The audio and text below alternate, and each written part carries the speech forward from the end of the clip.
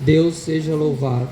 Toda a honra e toda a glória seja dada ao nosso Deus. Amém. Meus queridos,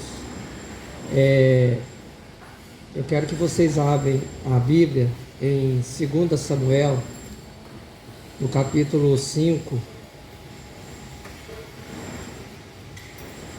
e no versículo de 9 a 12. 2 Samuel, capítulo 5, versículo 9 a 12. Eu queria agradecer a irmã Dinéia por essa oportunidade, agradecer a Deus por estar aqui, vivo, com fôlego de vida, agradecer a Deus por estar sóbrio e por fazer parte de uma igreja que vai morar no céu. Aleluia. Amém? Amém. Lá diz assim, em 2 Samuel, no capítulo 5. Assim habitou Davi na fortaleza e lhe chamou a cidade de Davi. Foi edificando em redor desde Milo para dentro. Ia Davi crescendo em poder cada vez mais, porque o Senhor Deus dos exércitos era com ele. Irão, rei de Tiro, enviou mensageiros pedreiros que edificaram uma casa a Davi. Reconheceu Davi que o Senhor o confirmara rei sobre Israel e que exaltara o seu reino por amor do seu povo. Amém? Podem todos assentar. Meus queridos, eu tenho uma experiência na vida que eu adquiri desde a infância, através da minha mãe. Embora minha mãe, na época, ela não era crente, ela me ensinou que tudo na vida começa a partir daquilo que fazemos, as nossas obras. E eu sei que tudo aquilo que é bom, as obras, quer sejam boas ou quer sejam más, nós um dia vamos ter que prestar conta diante de Deus. E Deus, ele começou o seu projeto na terra através de Adão, né?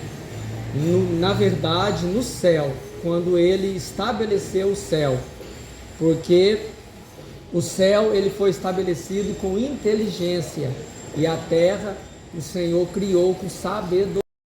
Na vida constitui pela obra. Em Adão ele deu o jardim para ele cuidar. E a gente tem a imagem de obras a Deus, só aquilo que está ligado a um sistema dentro da igreja.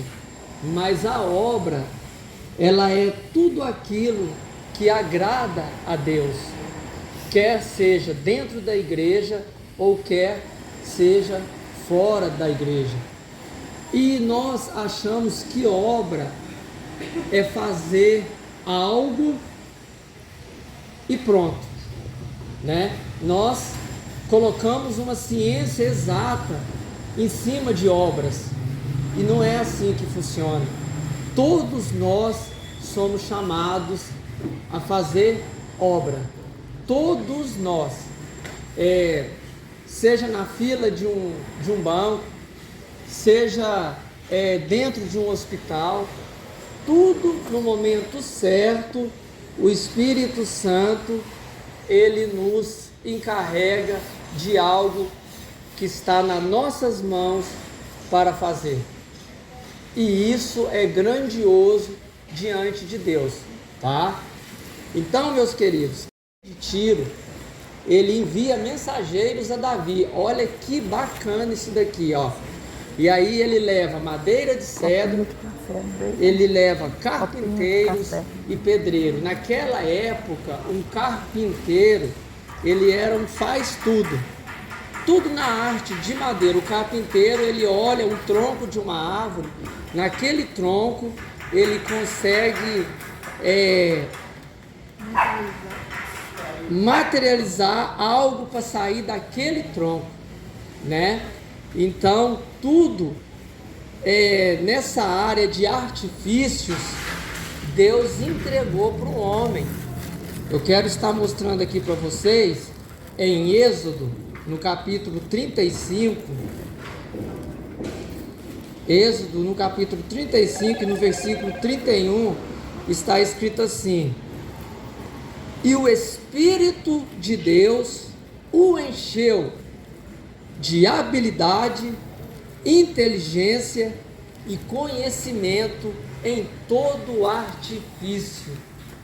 Então, tudo que move sobre a terra, tudo que é criado, tudo que é feito, não é só pelas mãos do homem.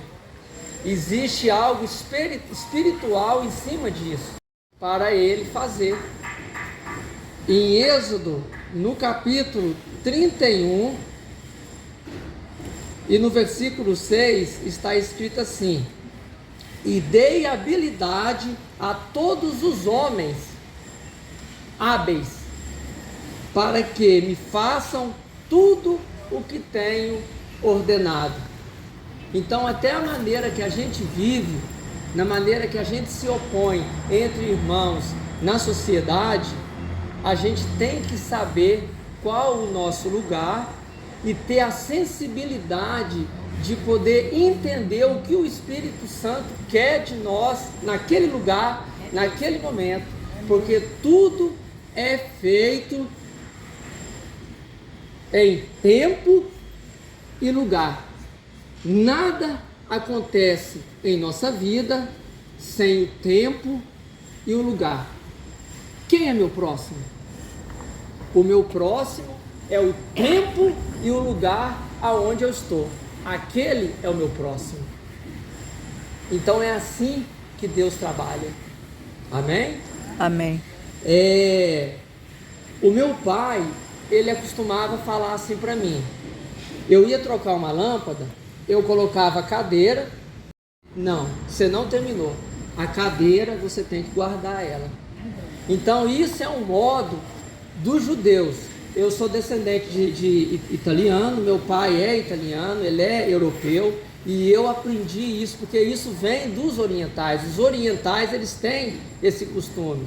Se eu faço o serviço e eu deixo as ferramentas todas jogadas, eu não terminei o serviço. As ferramentas, os artifícios que eu usei, ele faz parte da obra. E aquilo que está determinado para mim fazer, não adianta eu querer que o outro faça. Eu vou perder bênção. Aquilo ali foi determinado para mim fazer. Então eu aprendi isso com o meu pai. O meu pai me ensinou isso. E aí, de acordo com o tempo de vida que eu fui vivendo e as coisas foram acontecendo, eu fui criando maturidade em cima disso. Eu fui começando a entender que as coisas de Deus não eram da minha maneira, que o meu modo de viver não era da minha maneira.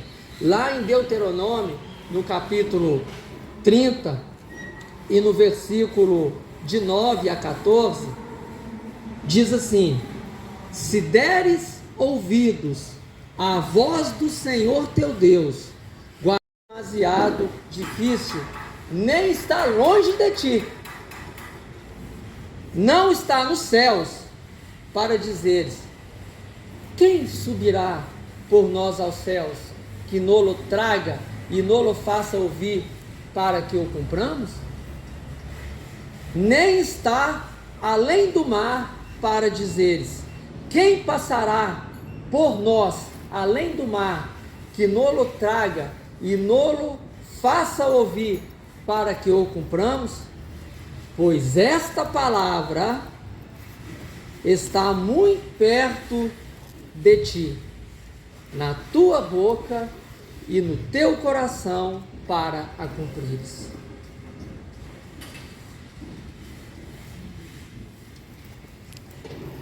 A palavra de Deus, de Gênesis ao Apocalipse, é a manifestação de Jesus Cristo. Este livro aqui, se ele pudesse se materializar espiritualmente, isso aqui é carne, sangue e osso. Esse livro, ele pulsa, ele é Jesus Cristo. Aleluia. Oh, glória, aleluia. Ele pulsa. Você pode sentir ele pulsando na abstrato. Ele está ligado totalmente com o céu. A Bíblia Sagrada é a manifestação, é a revelação de Jesus, de Gênesis ao Apocalipse.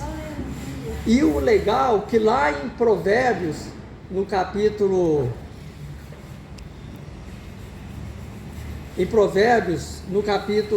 3 e no versículo 19, diz que Deus, ele estabeleceu o céu com inteligência e fundou a terra com sabedoria. O que é a inteligência? A inteligência é a capacidade de compreender, de saber, de conhecer e de aprender. Já a sabedoria é o acúmulo de conhecimento e aprendizado. Quando Deus ele estabeleceu o céu, ele já tinha conhecimento, embora a sabedoria está com ele desde o princípio, ele já tinha conhecimento para poder, com sabedoria, criar a terra.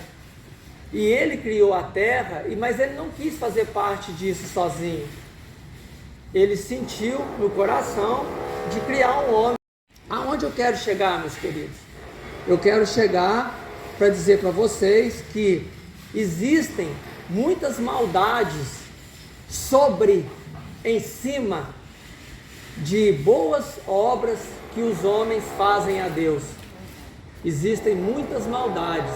E se nós não aprendermos a encarar isso, nós vamos nos tornar pessoas amarguradas, pessoas ressentidas, e isso só nos distancia de Deus, porque o diabo, ele trabalha numa esfera, embora ele não seja onipresente, nem onipotente, e nem onisciente, Satanás teve que se organizar. E um dos grandes projetos que Satanás tem usado nesse ponto, o que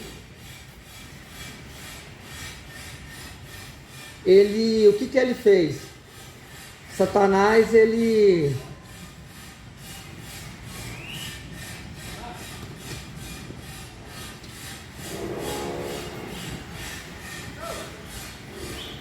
investiu nos principados, potestades do ar. As potestades, elas sobre os continentes. Existe um demônio em cada continente que rege as potestades. E existem os príncipes das trevas, que são nações, cada país. Então, é uma hierarquia em cima disso. E existem os principados, que são príncipes de estado, demônios que regem cada cidade. E existem as hostes espirituais da maldade, que é demônio, que estão sobre todo aquele que não faz parte da videira verdadeira, que é Jesus Cristo. Então ele teve que se organizar para poder destroçar, esmagar as obras do Senhor. E isso tem feito que muitas pessoas afastam da presença de Deus. E a amargura, ela é um dos maiores vetores que destrói o ser humano. Porque uma mágoa, ela não gera uma amargura. 2 mágoas não geram uma amargura. 3 mágoas não geram uma amargura. Então são várias mágoas constantes que as pessoas vão. Ela traz problemas físicos, problemas de saúde, problemas na alma, tudo envolvido, ligado à obra do Senhor, tá? Tudo que o Satanás tem estipulado é para destruir as obras do Senhor. Então, meus queridos, eu fiquei muito triste com o que aconteceu com a igreja, tá? Eu fiquei muito triste, eu fiquei um tempo aí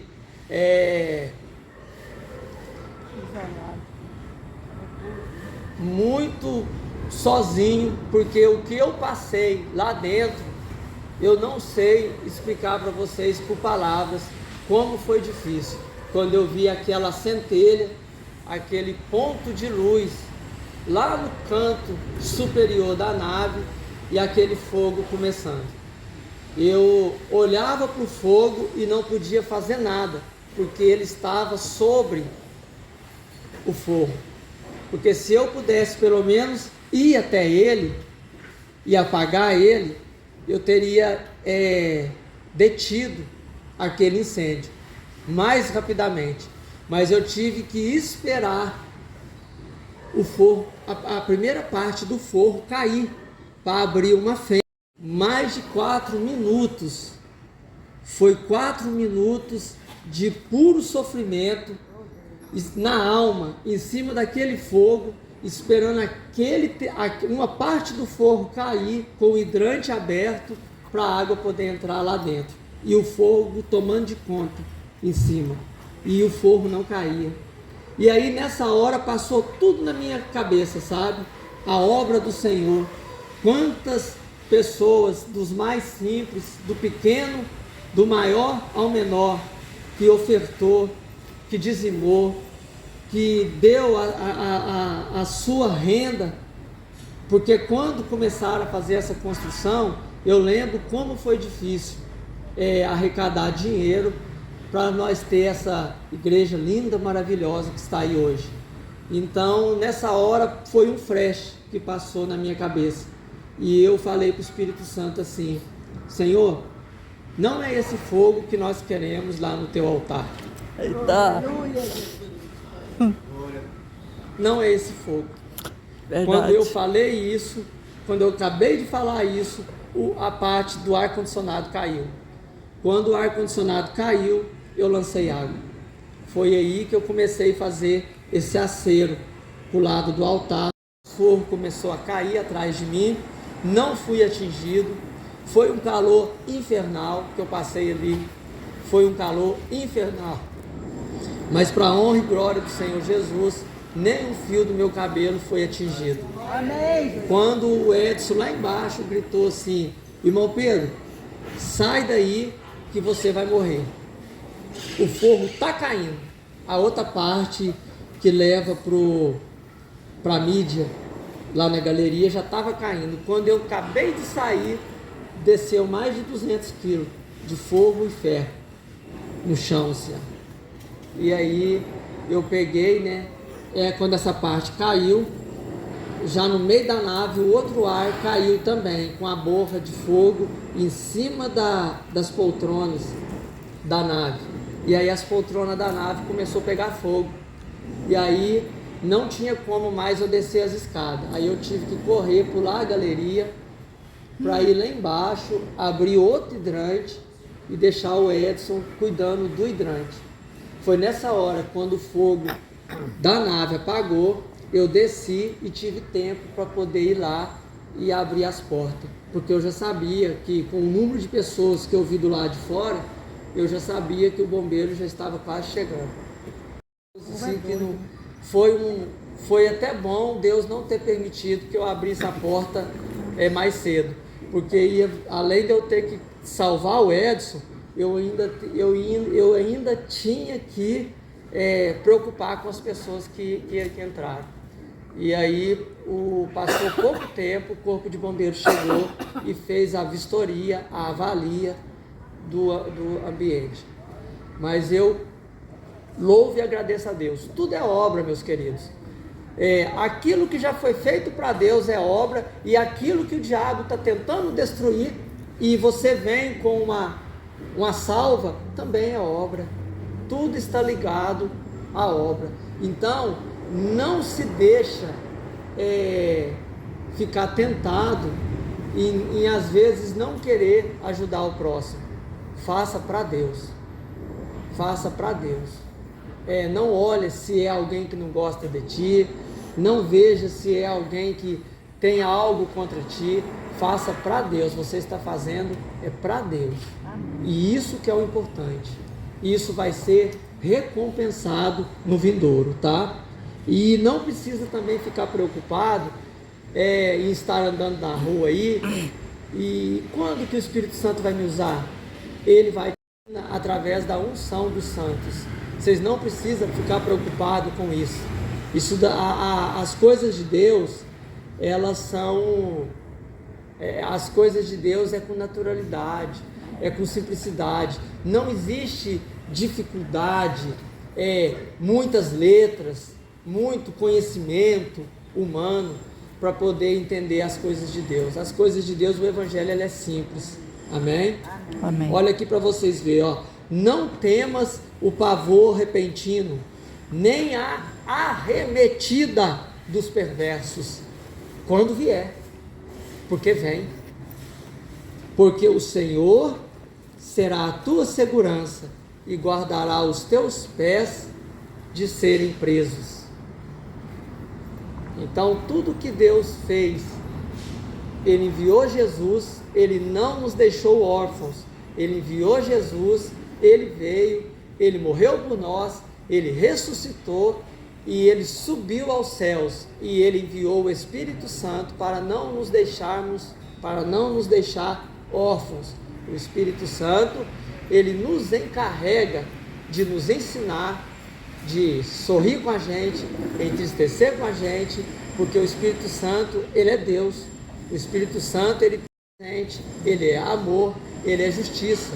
Esses são os atributos de Deus, que o Espírito Santo, o Deus Pai e o Deus Filho, o unigênito do Pai, eles têm. Então eles são Deus, os três são Deus. Então o Espírito Santo, ele nos encarrega. Deus, na sua infinita misericórdia, no seu infinito amor, Ele tem nos ensinado, porque é pedagógico. A maneira que Deus trabalha com o homem é pedagógico. Olha aqui, ó, o Senhor, com sabedoria, fundou a terra. Olha que maravilha! O Senhor, com sabedoria, fundou a terra, e com inteligência estabeleceu os céus. E eu li aqui, falando da Arca da Aliança, quando Davi foi buscar a Arca da Aliança. Eu sei que vocês sabem que a Arca da Aliança, ela é uma madeira feita de acácia. Esse pau aqui, ó, é acácia. Eu não sei se vocês já tiveram o contato de pegar numa madeira dessa. Essa madeira aqui é acácia, ó. A Arca da Aliança, ela foi feita com esse tipo de madeira aqui, ó, acácia. E a acácia, ela é uma madeira difícil de você deixar ela reta. Pede para fazer uma Arca da Aliança e revestir de ouro. Então eu vejo na Arca da Aliança, no Antigo Testamento, o que Deus quer de nós, né? Porque nós somos o quê? Pessoas que somos edificados, né? Eu vejo em nós o que? Pessoas que têm que brilhar. Se nós está em Cristo Jesus e Ele é a luz, então essa luz tem que fazer presente em nós, né? E eu vejo na Arca da Aliança o vetor, a ponta da adaga, a ponta do iceberg do Antigo Testamento, aquilo que Deus quer que nós somos, né? Troncos retorcidos, alinhados, que brilha, né? Então, e aqui, além de ser acácia, aqui tem um côvado. Essa aqui é a medida de um côvado, ó, 44,4 milímetros, entendeu? Então, que eu tenho essa madeira aqui em casa. Eu fui atrás da acácia, eu encontrei ela, e eu tirei de um tronco retorcido. Eu tive que pegar um pedaço de acácia deste tamanho aqui, ó, alinhado, de tão retorcido que é a acácia. Para deixar esse pedaço alinhado, eu tive que fazer igual o carpinteiro. Eu olhei na madeira, eu falei, é dela que eu quero tirar um bastão de um côvado. Aí eu fui lá, eu peguei a madeira, levei na carpintaria, passei ela na serra, até eu conseguir esse pedaço aqui, ó, perfeito e alinhado, né? Então a Arca da Aliança, ela é o que Deus quer que nós sejamos. né? Porque nós não somos perfeitos, né? A Bíblia fala que o homem que diz que não peca, ele é mentiroso. Então nós somos troncos retorcidos que vai se aperfeiçoando, né? Até o grande dia do Senhor. Aleluia. Né? Porque a Bíblia fala que a obra que o Senhor começou em nós, Ele vai terminar até o grande dia. Então não se preocupem, tá? Deus, Ele está no controle. O povo de Israel, lá em Salmo 124, fala assim, ó: se o Senhor não estivesse conosco, Israel que o diga. Então, sem a mão forte do Senhor em nossas vidas, meus queridos, as águas impetuosas nos engolem vivos, tá? Então, mantenha firme, seja valente, seja forte. Quando eu falo valente, não é sair aí brigando e declarando guerra, não. Seja valente contra o mal, porque tudo isso que Satanás tem planejado, todo esse estratagema que Satanás tem planejado, vai ser para a queda dele, porque o próprio Deus falou: assenta-te à minha direita, até que eu ponha os teus inimigos debaixo dos teus pés. Então o diabo, ele não tem poder contra as nossas vidas, tá? O nosso Deus, ele é onipotente, ele é onipresente e onisciente para nos guardar. E eu louvo e agradeço a Deus por Deus ter me mantido firme e não ter deixado o meu psicológico cair com tudo que aconteceu, além de me ter livrado da morte. Eu louvo e agradeço a Deus, porque a minha esposa, ela ficou muito aterrada. Eu vi a Mônica e o meu marido, aonde ele está, né? Ela podia estar enterrando eu, mas para a honra e glória do Senhor Jesus, Ele me deu mais uma oportunidade. E eu louvo e agradeço a Deus, irmã, pela essa oportunidade. Porque